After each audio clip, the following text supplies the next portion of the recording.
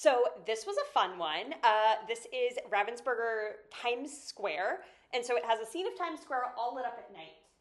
Um, this actually wasn't a terrible puzzle. I thought it was going to be tougher than it was. The buildings are busy, and there are lots of billboards on the buildings that make it hard to kind of pick the buildings apart and put them together.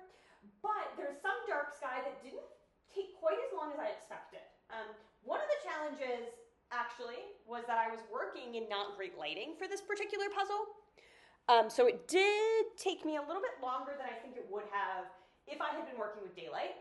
I've been playing with the lighting into my puzzle space, different light bulbs, different light fixtures, overhead lighting, side lighting, to try to figure out how I can come up with some better lighting when I do puzzles in the evening. Just tactically I have a job.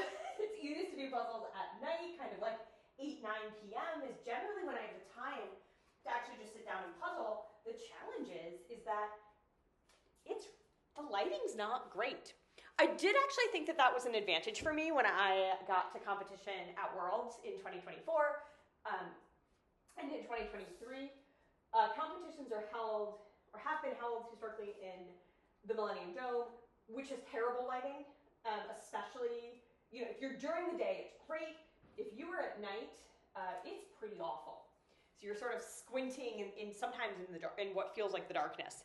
And so kind of working with low light, as I practice, I think helps competitively because you're just kind of used to it. You're not used to always having perfect lighting. That being said, I can get better lighting because this is my house. So I might do that. That might be a good idea. So tactically, where I'm starting with this puzzle is I tried to pull the brighter parts that had pretty clear patterns and pull those together first. So you see the brightly lit up tower in the center and then on the side and some of those red chunks. I like this puzzle a whole lot more than I like Times Square in real life.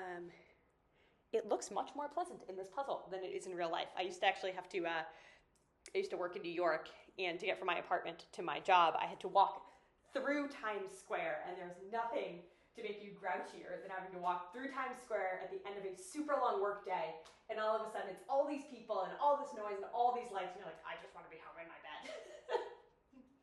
I think I became grouchy after that year of that commute. So one of the challenges with this puzzle is working on it at night was the lighting is just awful. And you can see that there are tons of dark spots in the puzzle.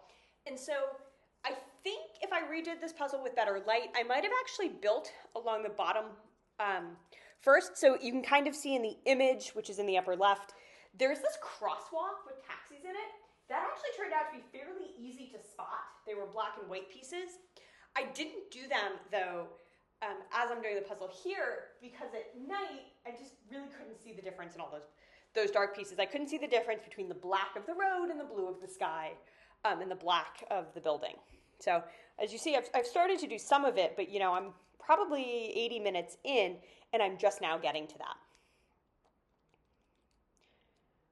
After I built the buildings, I did find that the puzzle got a little busy in chunks. So not busy, but definitely lots of smaller chunks, so sort of like 3 to 4 piece color chunks, which when you have a 1,000-piece puzzle, that means there are a lot of chunks.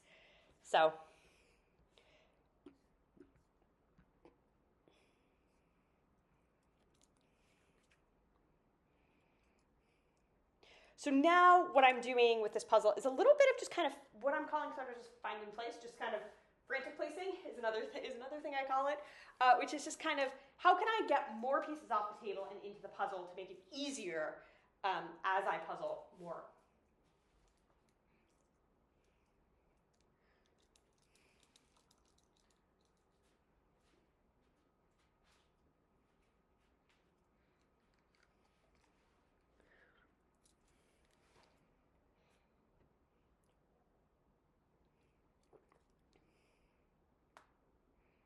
So now you see I've returned to this puzzle during the day and it's speeding up dramatically.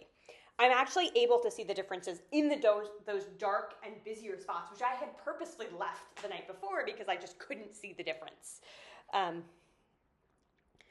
So unfortunately, I am leaning over the puzzle a lot here. I was trying to race to get it done. Basically, sometimes I will try to set myself goals. If I know I have to be on a meeting at this time, I have a 30-minute gap. I like to think and I talk to myself while puzzling sometimes when I'm casually puzzling. And so sometimes I actually use it for like I'm really stuck on a problem. And I will talk myself through the problem while doing a puzzle. Apparently I looked very intense while doing this, to the point where friends and my neighbor once came, knocked on the back door, saw me in my puzzle room, and then texted me and said, "You look very angry." I'll come back later, so. It is a very effective way to think about problems, though. So anyway,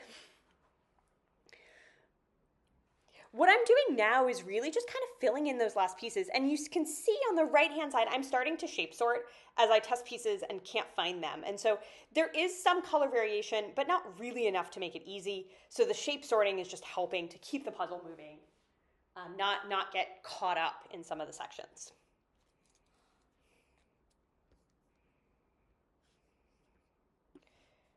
So here we are.